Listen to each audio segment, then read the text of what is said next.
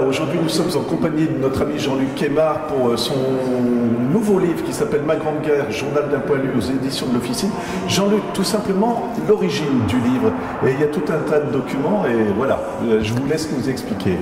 Alors l'origine du livre, donc ça remonte à l'année 2018, lorsque je rencontre une personne très âgée lors d'une dédicace de mon roman Une lueur d'espoir, qui raconte la vie également d'un poilu avec celle de ses camarades.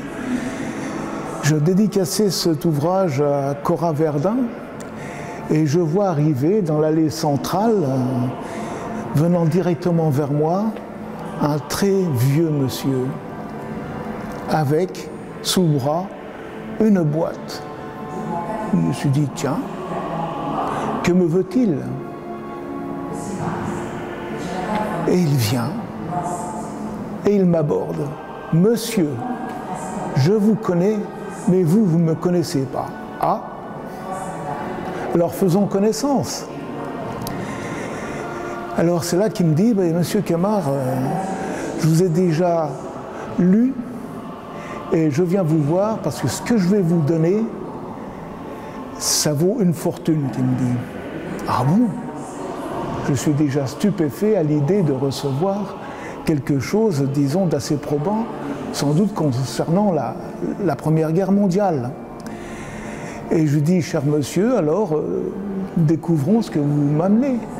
Alors c'est là qu'il ouvre sa boîte. Voilà, qui est à côté de vous. La voici. Dedans, il y a 2 carnets de guerre, 2 pipes,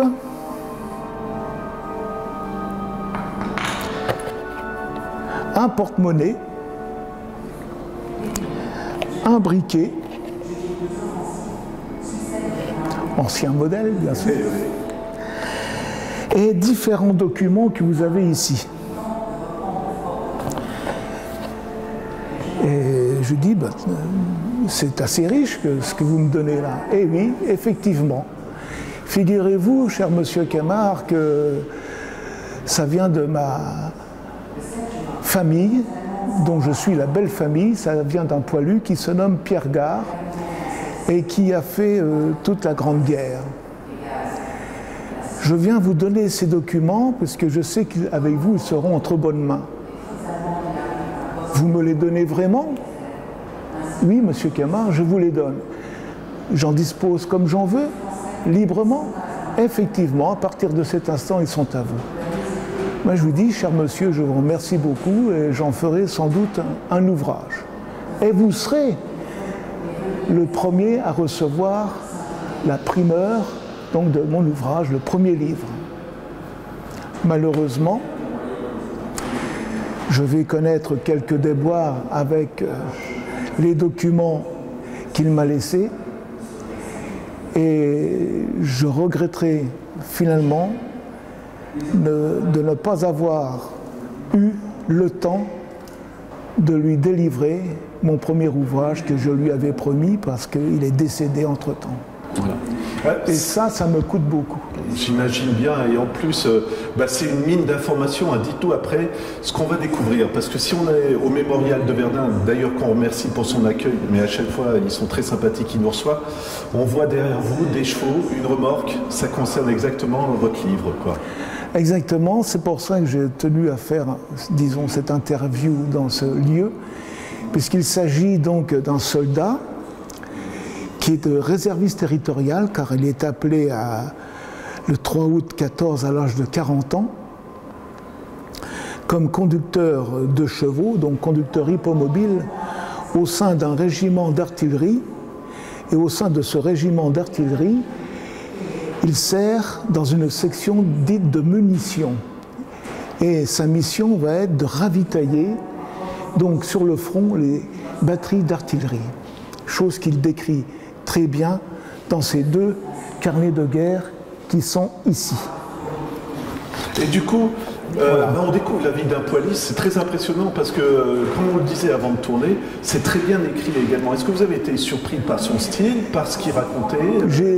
Oui, effectivement, j'ai été surpris par la manière dont c'est écrit. Je pense, pour en avoir discuté avec mon généreux donateur, qu'il était déjà, disons, assez lettré pour l'époque. Et en ouvrant son premier carnet de guerre, je vais vous lire ce qui m'a déjà touché en prime abord. « Il n'y a pas de nation sans histoire, ni de patrie sans amour. Le courage des morts qui l'ont fondée, aussi bien des vivants qui l'ont continuée, unis par les mêmes sentiments d'héroïsme, car l'héroïsme n'est que d'une minute, celle où l'on choisit le sacrifice, mais cette minute, pour beaucoup, dure toute la vie. » Signé Pierre Gare. Et ce qu'il y a d'impressionnant, ce qui est vraiment très émouvant aussi, c'est qu'on va assister à un témoin qui est en première ligne dès le départ, puisqu'il a incorporé le 4 août 1914 et qui va vivre tout le long des combats jusqu'à 18. Est-ce que ça vous a surpris aussi, ça? Ça m'a surpris également, oui, parce que je ne m'attendais pas, disons, en feuilletant le dernier carnet de guerre, à découvrir que finalement il avait vécu ces 4 ans de tourmente. Je m'attendais, je dois l'avouer, à une suite plus malheureuse. Voilà. 4 ans, régiment hippomobile, dites-nous un petit peu en quoi ça consistait justement. Alors, ce soldat avait déjà servi, donc bien avant la guerre de 14, dans un régiment de cavalerie où il avait été incorporé, dans un régiment de chasseurs à cheval. Donc il connaissait déjà le milieu de l'équitation.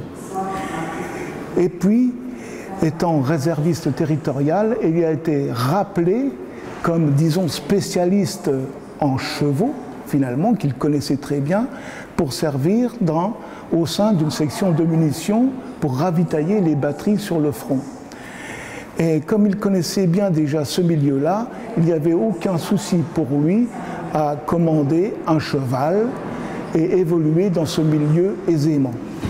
Très impressionnant, c'est qu'une fois qu'il est incorporé à nouveau, il ne sait pas où on va l'envoyer au départ. Hein. Non, pas du tout. Voilà. Dites-nous un peu comment ça... Alors, au fur et à mesure de la lecture de son carnet, dès le départ, ils ne savent pas vraiment à quoi ils s'attendent. Ils s'attendent à partir, certes, mais ils ne savent pas vraiment où. Ils se posent beaucoup de questions.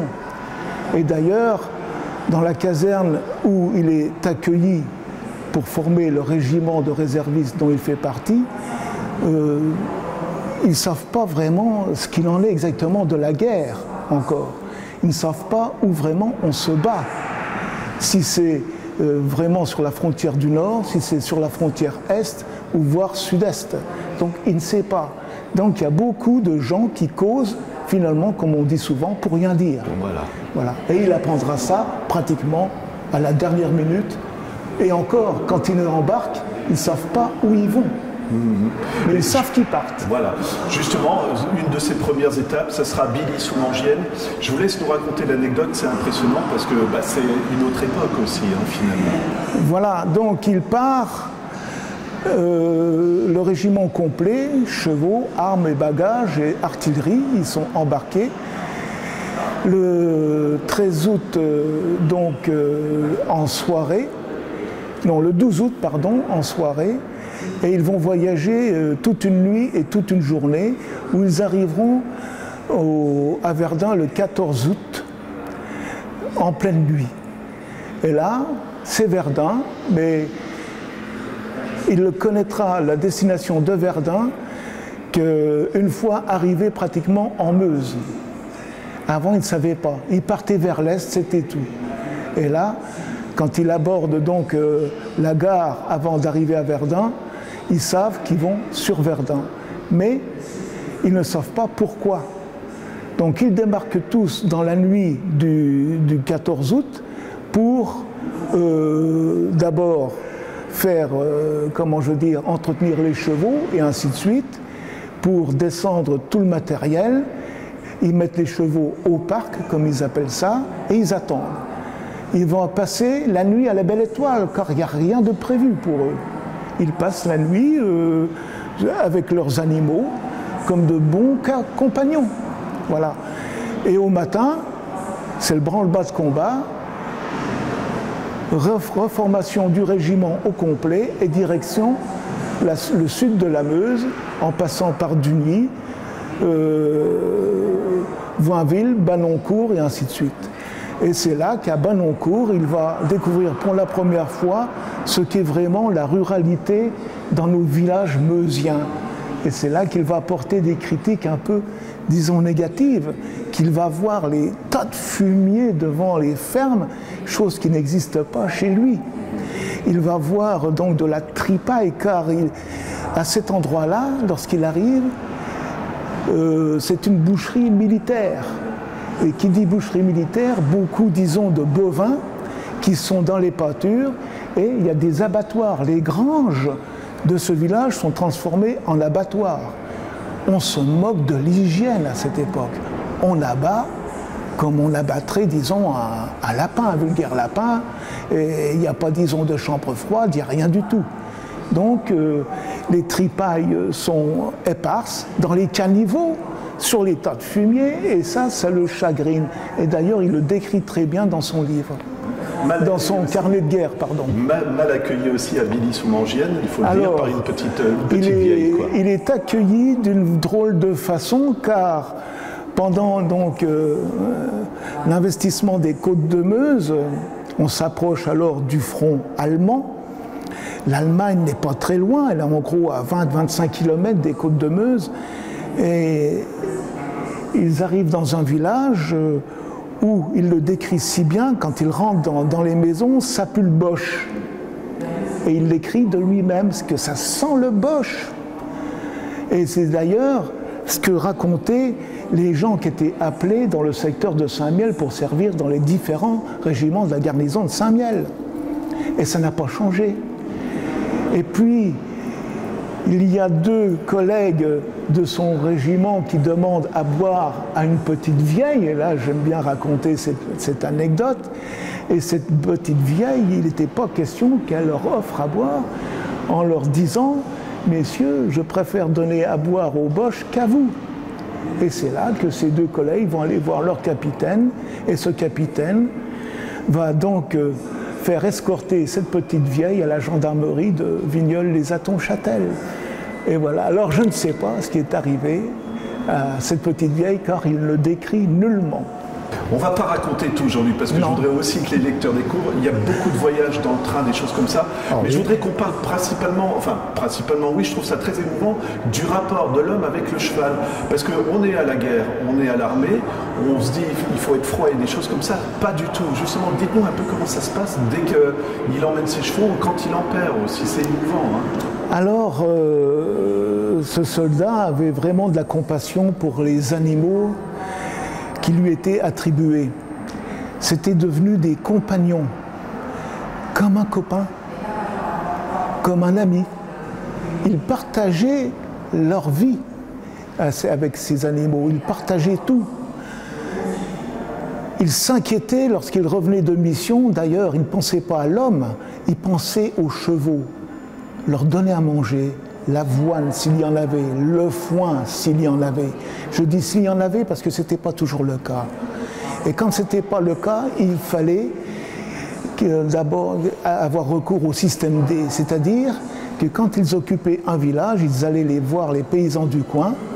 Les paysans du coin voulaient bien leur donner quelques fourrages, bien sûr, mais en contrepartie, il fallait les aider. Donc, en accord bien souvent avec les commandants de compagnie, voire les commandants même de régiment, il y avait une sorte de contrat moral de passer pour aider ces gens-là à continuer à cultiver la terre. Bien pourquoi? Tout simplement parce que ces paysans avaient donné eux aussi, sur réquisition, des chevaux à l'armée. Il ne faut pas le perdre de vue, ça. Et donc il fait les vignes, parfois il va faire les vignes, des choses comme ça. Alors ça, c'est quand il arrive en Champagne. Ouais. En Champagne, il a, disons, si vous voulez, l'âme paysanne, cet homme-là. Et il ne veut pas rester à rien faire, il faut qu'il s'occupe. quand il sait qu'il doit donner un coup de main, il le fait volontiers. Alors il cherche à donner souvent un coup de main à la paysannerie et aussi aux viticulteurs lorsque le cas échéant, disons. Et finalement, c'est ce qui lui arrive en Champagne où il fait connaissance avec un viticulteur. Ce viticulteur comprend bien leurs sentiments, leur état d'esprit, ainsi de suite, et puis il dit bah, pourquoi pas. Donc c'est là finalement qu'il donne un coup de main dans les vignes. Et en contrepartie, il y a quelques bouteilles de champagne qui sont mises de côté pour les bons jours. Ce que je trouve très émouvant, encore une fois, je ne sais pas si moi je ne m'y connais pas en littérature de guerre, mais c'est à hauteur d'homme justement. Il prend le temps d'observer et de décrire. Et c'est très impressionnant, je vous ai déjà dit, parce qu'on en parlait avant, quand il décrit un champ de bataille après les combats, quand il voit les cadavres qui ressemblent à des plantes qui sont dans les... Voilà, quand il voit les soldats français, il ose dire aussi les soldats français se comportent mal. Quand il voit les civils qui essayent de reconstruire leur maison après avoir été bombardés, c'est très émouvant, mais c'est très bien écrit aussi. Ça vous a surpris, encore une fois, je parle de surprise à chaque fois, mais je pense que ça colle bien avec ce oui, bouquin. parce que il décrit très bien dans ses carnets de guerre son ressenti. Car c'est un homme, je crois, abordable et qui aime bien aborder. C'est un homme qui discute. C'est un homme qui discute avec son entourage et qui discute souvent aussi avec les gens qu'il croise. C'est pour ça qu'il décrit bien l'exode aussi, des gens qui, jusqu'au cochon, qui est amené comme un chien avec une laisse, pour ainsi dire. Voyez, il y a l'horreur aussi qu'il dépeint pendant la bataille de la Marne, lorsqu'il y a des odeurs nauséabondes qui lui arrivent. Et il décrit bien donc la phase de recul allemand. Et pourquoi qu'il reçoit cette odeur? C'est parce que les Allemands brûlent les corps de leurs morts et qu'ils n'ont pas le temps de les enterrer. Donc vous voyez, donc, tout ça, c'est décrit d'une manière non pas brutale, mais je crois qu'il y met du sentiment, parce qu'il respecte aussi, malgré qu'il les traite de boches, il respecte aussi l'être humain. Et c'est ce qui est important. Et d'ailleurs, moi j'ai écrit cet ouvrage parce que c'est ce qui m'a motivé. C'est le ressenti qu'il dépeint et c'est aussi le ressenti par rapport aux animaux qu'il décrit très bien, car on parle très peu des équidés dans la Grande Guerre. Et pour moi, c'était l'occasion de faire un ouvrage sur ce thème. C'est très émouvant, il y a moi je vais dire une scène, mais ça s'est vraiment passé. C'est donc qu'il monte sur le front, monter des munitions plusieurs fois par jour, et quand on parle du front, ça veut dire bombardement, se faire canarder. Et j'ai trouvé très émouvant quand il parle de ses chevaux, comment ils se comportent. Certains ont peur, certains ont l'air d'être habitués, c'est eux qui renforcent les troupes. C'est hallucinant, hein, quand même. Oui. Alors donc là, on peut même parler finalement de son baptême du feu qui a lieu à Saint-Jean-les-Busy le 24 août 14. Et c'est là qu'il va perdre les premiers chevaux, ses premiers camarades. Et ces chevaux-là, on ne peut pas dire qu'ils étaient vraiment acclimatés avec la guerre. Donc parce qu'ils n'ont pas eu le temps d'avoir une formation au son qu'ils allaient découvrir. Tout ça, c'est nouveau pour ces animaux-là, pour ainsi dire. Donc il est des fois surpris, soit, comme vous le dites si bien, par les réflexes qui sont innés et des réflexes qui sont, disons, apeurés, si je veux dire. Donc c'est ça qu'il décrit bien. Il y a des caractères différents dans les animaux, finalement, comme chez les hommes. Et on le sait, pendant la guerre, beaucoup d'animaux seront distingués. Vous m'avez dit pas les chevaux, il y a 2 mulets si je ne me trompe pas. Mais parlez-nous un petit peu justement de... C'était très important, c'était comme des troupes, hein, qu'on parle des chiens ou des choses comme ça. Les animaux comptaient aussi pour les soldats. Les animaux, oui, comptaient beaucoup, que ce soit du pigeon au chien, en passant par le chat, qui des fois était même un animal de compagnie, quand il se trouvait là, dans une tranchée. Eh bien, les chevaux, c'était vraiment des compagnons. D'ailleurs, dans ses carnets, il allait souvent les voir. Il leur parlait. Il leur parlait parce qu'il avait besoin d'eux. Et les chevaux, en retour, si on peut se mettre à la place de la cervelle d'un cheval, je suis sûr qu'ils pensaient pareil. Ils donnaient leur confiance. Ils donnaient leur confiance à celui qui venait les voir. Donc c'était, si vous voulez, un rapport humain dans les deux sens. Voilà. Très impressionnant. Justement, je continue un peu dans ce sens-là. On prend soin d'eux, ça je l'ai découvert. Quand un cheval est blessé, il y a une sorte d'hôpital, je ne sais pas comment on va le décrire. Si, malheureusement, s'il est très blessé, on s'en débarrasse, c'est dur à dire, mais c'est comme ça. Mais aussi, ils prennent leur retraite. Et il y a des remplaçants. Enfin, voilà. Ça fait vraiment penser aux troupes humaines, quoi. Effectivement, il ne faut pas toujours voir la fin d'un cheval triste. Il y a eu des fins malheureuses et des fins heureuses, fort heureusement. Et ce qu'il décrit des fois, lorsqu'un cheval est blessé et qu'il peut être sauvé, il est envoyé dans un hôpital vétérinaire, bien sûr. Quand je dis hôpital, c'est un bien grand mot, car il suffit d'aller dans les villages à proximité du front pour requérir des granges qui vont servir d'hôpital pour établir de la chirurgie et de la pharmacie vétérinaire. Voilà. Mais ceux qui n'avaient pas, disons, la chance là, étaient abattus sur place, malheureusement, car insauvables, ou avec un manque de temps, ou manque de moyens. Donc, parce que pour traîner un cheval, il faut quand même des moyens, et ainsi de suite. Et quand on n'avait pas les moyens, c'était la triste fin pour les animaux. Donc, il fallait donc ne plus les faire souffrir. Et ça coûtait personnellement donc à ces gens qui s'occupaient d'eux. Et il le décrit très bien que c'était sans doute une souffrance animale, mais aussi une souffrance humaine. Et ce que j'ai appris, et je ne le savais pas, parce que, encore une fois, on ne va pas tout raconter, il faut vraiment que les gens découvrent, ils sont amenés à se déplacer, ils prennent le train avec des bétaillères, mais ils partent avec leurs chevaux. Moi, je pensais que les troupes étaient envoyées découvrir de nouveaux chevaux, et là, on découvre que non. Non. Un régiment, quand il est constitué, on part avec armes et bagages et matériel et chevaux. Donc il n'était pas question d'avoir affaire à un cheptel d'animaux à tel endroit ou à un autre. Donc ils partaient tous moyens réunis. Et pourquoi qu'ils partaient tous moyens réunis? D'abord pour éviter le transport et la fatigue, pour faire des centaines de kilomètres, qui aurait coûté, disons, plus, d'ennui de santé au cheval, et ils n'auraient rien gagné en définitive au point de vue vitesse, au point de vue qualité, et ensuite dans les combats. Alors donc, ils transportaient ça, tout ce monde-là, animal et humain, par train, le plus souvent possible. Dans les longs trajets, c'est ce qu'il décrit également. Mais il faut savoir que dans les longs trajets, il fallait aussi des étapes pour permettre à l'animal de descendre. Comme un être humain, il a besoin de marcher, il a besoin de se défouler un peu, il a besoin de boire, il a besoin de manger. Donc tout ça, ça à prendre en considération.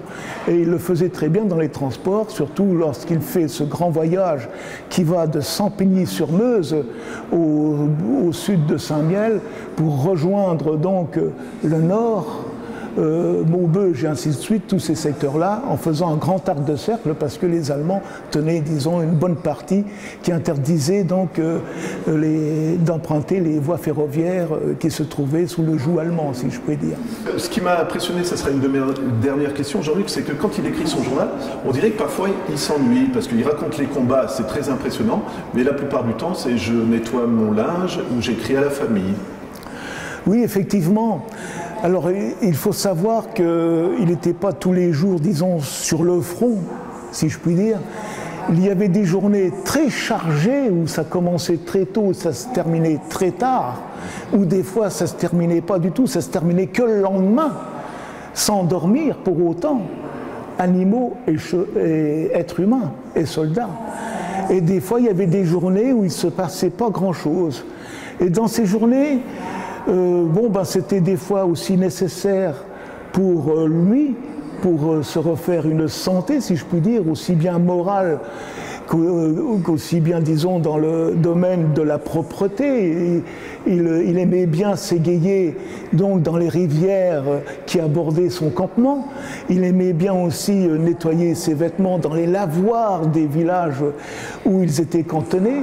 Il aimait bien, comme il le dit souvent, écrire à la parenté. Voilà, c'est le mot qu'il employait. Et il aimait bien, mais plus rarement, jouer aux cartes et partager, si on veut bien, des affinités avec d'autres camarades.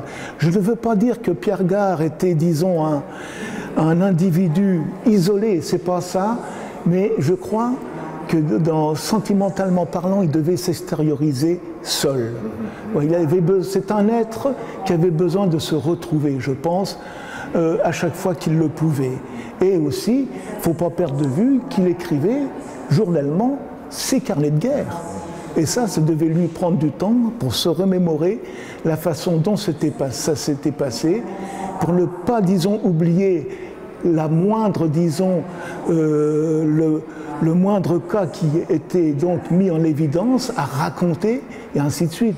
Donc c'est un peu le journaliste, quoi, finalement, au quotidien. C'est ce que j'allais vous dire, voilà. Parce qu'on dirait un observateur, et ce qui m'a étonné, moi en tout cas, je sais que si j'avais vécu ça, j'aurais dit j'ai eu peur aujourd'hui.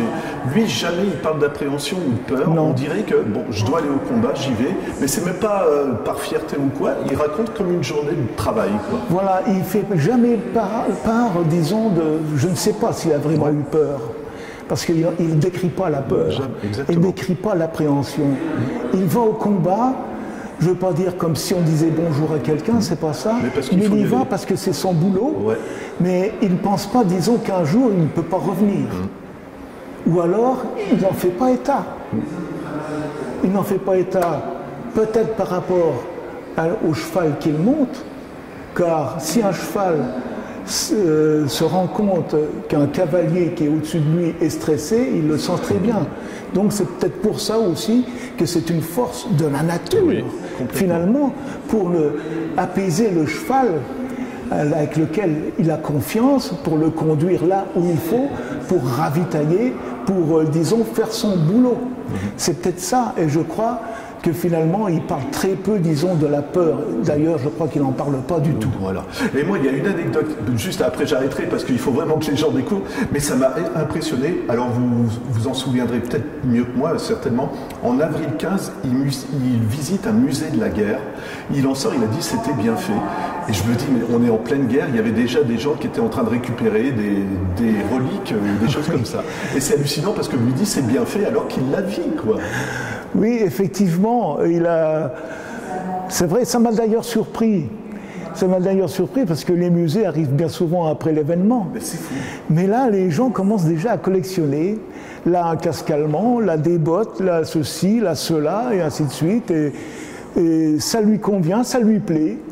Et je ne sais pas si lui-même, il a, disons, eu la curiosité, finalement, de récolter, si je puis dire, des éléments épars du côté allemand, ou même du côté d'autres régiments amis, voire même des Anglais, avec qui il fréquentait aussi, parce qu'ils sont tombés déjà ensemble, notamment dans la bataille de la Somme.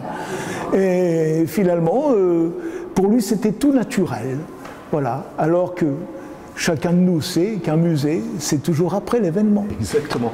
Ça sera ma dernière question. On ne va pas dévoiler la fin, mais sans vouloir la dévoiler non plus, je trouve que à la fois c'est très bien, c'est surprenant et c'est frustrant. Est-ce que vous seriez d'accord avec moi? Surprenante, oui, effectivement. D'ailleurs, j'en étais le premier surpris. Frustrante, ça laisse un peu sur la faim. F-A-I-M. Et finalement, je crois que le lecteur partagera ce sentiment. Surprise et frustrant finalement également. À votre connaissance, un soldat qui a traversé toute la guerre, il y en a eu beaucoup, parce que c'est impressionnant aussi. Encore une fois, il faut bien rappeler qu'il est allé sur le front très souvent et qu'il s'en est sorti. Bien, il faut savoir qu'à la fin de la guerre, du côté français, il y a quand même eu 1 million, disons 1 300 000 soldats tués, disparus. Hein. Et puis, il n'a pas fait partie, heureusement, de ces gens-là, fort heureusement. Je ne sais pas si c'est sa fonction qui l'a protégé, mais toujours est-il que des camarades à lui ont subi donc la dernière heure au combat, en ravitaillant sous les bombardements allemands. Et puis je voudrais dire aussi une chose par rapport aux chevaux, les chevaux de guerre. Il faut savoir qu'il y a eu 1 140 000 chevaux de tués pendant la Grande Guerre, du côté français. 14-18, 1 140 000 chevaux. Et on pourrait donc parler de 1 500 000 équidés si on y ajoute ânes et mulets finalement. Voilà, qu'il ne faut pas oublier non plus. Et parmi les chevaux blessés, il y en a beaucoup qui décéderont, comme les êtres humains, par la suite. Non pas de mauvais traitements, mais des blessures inguérissables. Et aussi, un cheval, comme un homme, ça a une cervelle. Et quand la cervelle est atteinte par le moral, disons qu'il n'est plus au beau fixe, le cheval se laisse mourir également.